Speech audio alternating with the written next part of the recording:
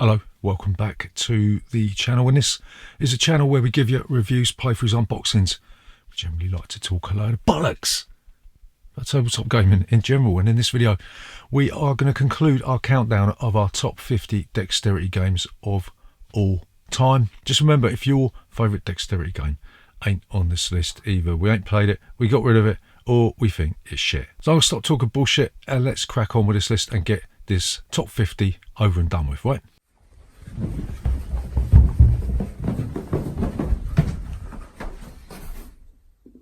Bollocks. So number 10 on this list is a relatively new game that tries to simulate tennis. It's called Set and Match. In this game you will be flicking a disc that represents a tennis ball from one side of the board to the other. You'll be trying to get the disc into certain portions of your opponent's area in the same way as you do in real tennis, right? Scoring in this game accurately represents tennis, and it's sort of like a tug of war type thing where you'll be trying to get a marker up to a certain position on a track, right? This is an incredibly skillful game and it is a really enjoyable game. It's one of the only games that we've found that seems to sort of replicate the idea of tennis relatively accurately. Obviously you ain't got a racket and you ain't got a net, have you? But when you're talking about board games, this is one of the best tennis games that we have played. It does come in a deluxe edition which features like a Wimbledon grass court.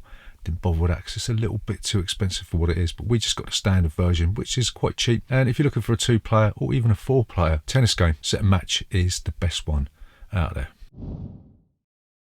So number 9 on this list is a game that utilises some hooks, some ropes, and you'll be trying to get a bear across a ravine, right? It's called Blocky Mountains. In this game you'll have your little explorer bod type character, you'll have a grizzly bear, and you'll have a pack of provisions. You'll be setting up these different courses out of these blocks, and you'll be trying to maybe lift your explorer or the grizzly bear over different blocks. You'll be trying to maybe push your provisions to the block at the end, or maybe you'll be using the rock slide expansion which allows you to sort of scoot down a rock slide.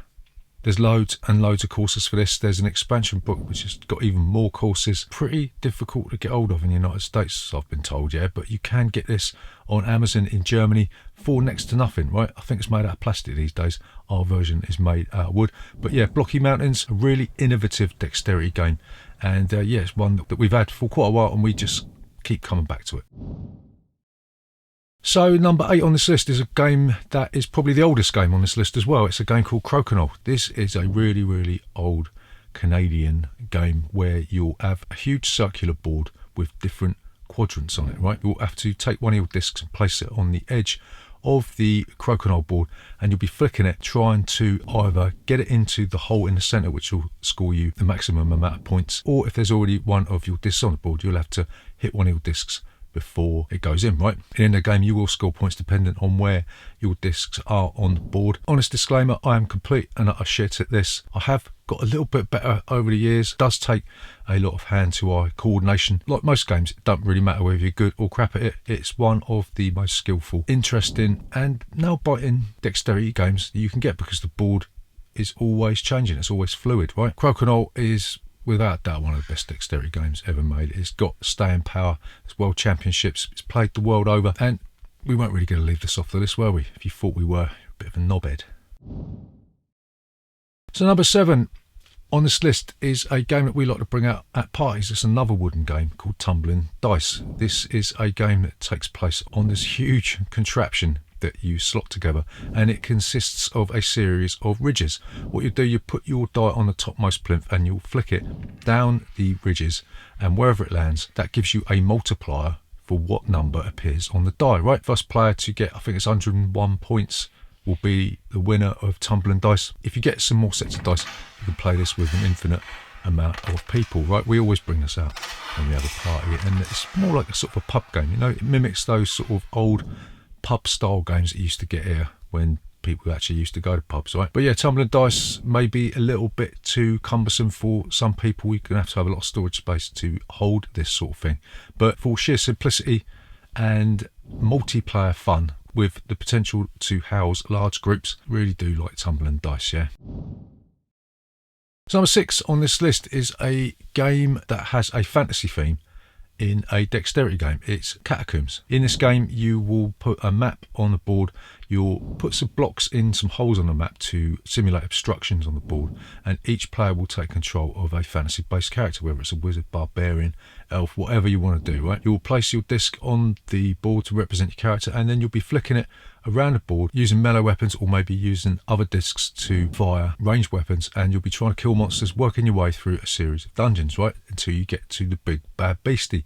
This game has spawned a gazillion expansions. We have got most of them. There's a couple of little ones that are really, really elusive and really expensive, so balls to that. But yeah, Catacombs, there's loads of stuff for this game. It might be a little bit complicated for a dexterity game. There's lots of different nuances and little rules that you have to worry about, and there's lots of cards on the table. But if you can get over that, if you want a sort of an in-depth dexterity game experience with a really, really solid theme, which really does reinforce the game, and Catacombs is one of the best all-round dexterity games that you could pick up a day. So number 5 on this list is a game called Flick Fleet. This game sees you take control of various spaceships, and you'll be making your way around the table trying to fill the objectives of different scenarios. If you've got some of the expansions, there'll be asteroids and different terrain, and combat works by placing a die on top of the ship, flicking it and trying to hit your opponent's ship with the dice. The thing I admire about this game is it's actually made by two blokes themselves, right? They actually buy the acrylic pieces for this, and they cut it themselves, and they assemble the game themselves. This isn't a mass market Asmodee type thing, even though it does actually look like it's produced by a big box company, right? So it does prove that if you've got an idea and it's a solid idea and you've got a bit of drive and a bit of enthusiasm, you can actually achieve anything you want. Flick Fleet is a wonderful dexterity game, and it just keeps getting bigger and better. We're expecting a new expansion to come through the post at any moment, which allows you to play with more than 2 players, so we're looking forward to that. So yeah, if you want a space themed dexterity game that will keep you busy till the cows come home, you should better check out Flick Fleet, yeah. So number 4 on this list is a game that we received recently. It's a game called Karuka. This takes the idea of carom, which isn't on this list, and the idea of snooker, and it merges them together to create a snooker game on your table, right? One of the reasons we have got a carom board, we don't really play it often because it's referred to as finger pool, isn't it? But one thing that I don't like about carom is it doesn't actually replicate the pool experience, right? The designer of Karuka actually offered a pool variant where you can get some extra discs to play pool on your table, and this actually comes on a rotating board, so you don't actually have to get up out your seat to move around a table, right? This again is made by some geezer in a workshop in the UK. You wouldn't think so. You'd think it would be made by a professional factory, judging by the build quality. And if you want a way to play snooker or pool on your kitchen table without having to go out and buy either a 6-foot pub pool table or a 12-foot snooker table, then Karuka is probably your best bet. It's a wonderful game. So number 3 on this list is a game from Korea. It's called Coconuts. This will see you take control of a plastic monkey with spring-loaded arms. You'll put a coconut in its hands and you'll flick the coconut and try and get it into either the red or the yellow cups. If you get it in a red cup, you'll get to have another go. If you get a coconut in a cup, you'll place the cup on your player mat, and it'll be the first player to get a stack of 6 cups on their board. One thing that makes this game really special is that you have got the opportunity to nick your players' cups by trying to get your coconut into their cups, right? This is a bonkers game. It does come with some cards that let you mess around, like you can blow while the players flicking their coconut. Don't really think that's hygienic, you know what I mean? If you've got the Coconuts Duo expansion, you can play with 2 players, or you can play with 6 players, right? So it does open up to more player counts, yeah? Really, really like Coconuts. We've had this for ages and we are still playing it today, yeah. My kids love this. Everybody that plays this loves this. It's pretty cheap. I think it's cheaper in Germany than it is over here. Well, maybe not now, but it was. So yeah, Coconuts, a bonkers dexterity game that is endearing and really, really fun.